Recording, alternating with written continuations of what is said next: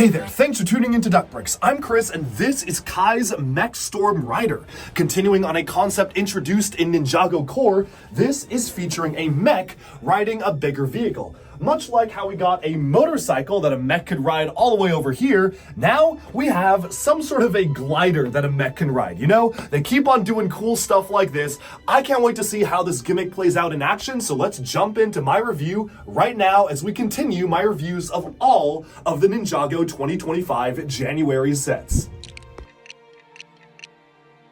Okay, so this is Kai's Mech Storm Rider. It comes with 333 pieces and will retail for, and I can't believe I'm saying this, but $50 US, which doesn't seem right at all, but $50 according to rumors on January 1st, as well as the much more reasonable 40 euros. It comes with Kai, Nia, as well as a Dragonian warrior, and the main focus of the set is that this is a vehicle that you can mount a mech on for it to ride as part of a jet and a mech combo. So let's take a closer look at that, and we'll be taking a much closer look at the minifigures in a future video, so stay tuned if you want to see those separately. Starting off with the vehicle combined by itself, this is very obviously meant to look like a mech that is riding some sort of a jet vehicle. It kind of reminds me of some Bionicle vehicles that we got back in the day, which had like a gigantic vehicle of an action figure riding a much larger jet, and there's honestly nothing wrong with that. I actually really like how this works. You can actually pose around the jets of the Storm jet here, so you can see you have them angled downwards, kind of looking more like a pod racer like so, or some sort of a speeder, and then you have them angled upwards, which is the way the instruction manual recommends you have it, which I think looks cool, but honestly, I kind of prefer it the other way around. The unfortunate thing is that the back of the model is a little bit awkward. In order to actually compensate for the weight of the mech on the back, they have this very unsightly, just black brick attachment on the back here, which just kind of destroys a lot of the aesthetics of the model from the back. You can kind of ignore it and pretend it's not there, and it really is just there for aesthetic reasons, but I feel like there were better ways to accomplish it, like maybe have the back wings be mounted on some sort of a pin that allows them to act as a kickstand on the back there. I don't really know, but altogether by itself, it is very distracting how this kind of just has a U shape right here. You can fire missiles from the front of the vehicle, so the center does have the spring-loaded missiles on the inside, and you even have the option to spin up these golden power miner wheels, which are cool to get in gold for the rotors of the vehicle. Interesting how the entire thing spins with it, but I'm not complaining. I think that looks pretty cool. And then finally, the mech is wielding a brand new piece introduced for this coming year, which is kind of like a storm-inspired blade here. You can see a vortex on the center of it, which is used for both the heroes and the villains. Altogether, this is a combo vehicle, so this actually can be driven by both Kai and Nia. The focus for at least this wave of Ninjago seems to be vehicles riding other vehicles, which can be split off into even more vehicles. And apparently, that was a gimmick that really worked and did well for some of the other sets, so they are really going all out on that particular play feature for this wave.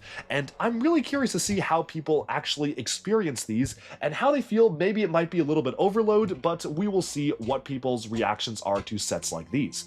Now, of course, as far as the main function of the set, the whole reason why it is a mech rider, well, it's super simple. Just click and boom, the mech comes off, and now you have a standalone kind of Evo-style core mech alongside this main build. Honestly, without the mech, I feel like the jet looks a lot better. I really do like this look by itself, which just has kind of Nia riding it like so. And yes, you do have the added little Technic exposed pins here, which are meant to be the handlebars that the mech clips, but honestly, it's not that big of a deal, and this feels really smooth to me. Like, this feels like a really cool flying build. It's very sleek, and yes, you do still have this unwieldy part protruding from the back here, but altogether, I actually like the look of this jet a lot. It's a very strange look. It's not something that we've really seen for Ninjago, but it's something different. And then you have the mech. This is, I'm pretty sure, the fourth version of mech that we've gotten for Kai like this. Because or maybe the third. It might be the third, but we got one as part of the monastery for core, we got one as part of the bike rider, and now we're getting one as part of this. So yeah, I think it's a third version, but it is still kind of repetitive to get another one. And unfortunately, the design of this mech is honestly not that interesting. There isn't even like a printed element on the center of the torso there. It is just your most simple bare bones mech.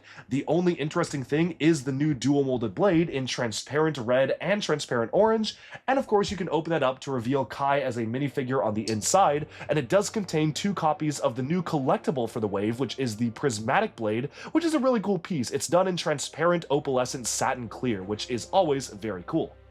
Otherwise, the mech is just using these standard core limbs, so no knee articulation, no elbow articulation, and very frustratingly no hand articulation, which means that you are pretty limited in the number of poses you can even do with the sword. I guess you can kind of hold it above the head like so, but if you can't move it outwards like this, there honestly isn't that much that you can even do with it, and you're very restricted in articulation here. Again, no wrists or anything, just completely fixed arms, and that's it.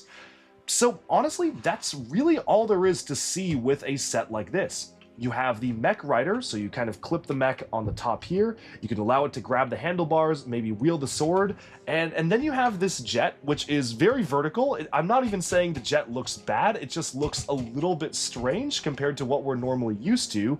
You have a weird set of bricks protruding from the back, you have these fully flat fins, not even at an angle, and yeah, honestly, I don't really know how to feel about this one. In case it wasn't obvious, I am not the biggest fan of this set, and I definitely feel that a lot of that does boil down to the price and execution.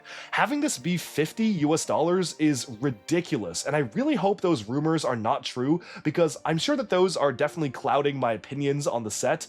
But again, we've had some real stinkers in terms of prices over the past few waves of Ninjago, such as the Ninja combo racing vehicle, as well as Aaron's climbing car from just earlier this year. So I could unfortunately believe that this might be 50, especially because it does reintroduce these Lego City cockpit spaceship elements in red, which is a recolor, a large piece. You even have the large power miner wheels. There are a lot of big pieces used in the set, so I totally would believe they might decide to charge $50 for this, which would be very, very sad. To give some brief thoughts on the minifigures before we wrap up here, we do get Kai and Nia in the brand new Storm Rider suits, if that is really what they're called. The official names of the suits are not out yet if they even do have official names, but one thing I do want to highlight here is that it's actually really cool how for the main ninja characters, they pretty much have identical suits with just minor differences per character. So for instance, Kai, you can see you have his like fiery symbol on the side of the right side of his torso,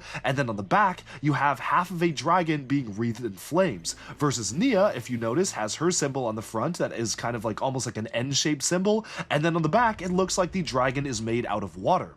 Altogether though, it really does feel like they're part of a team. The suits really are very cohesive with each other, and that's something I really do appreciate altogether with how they were able to pull this off.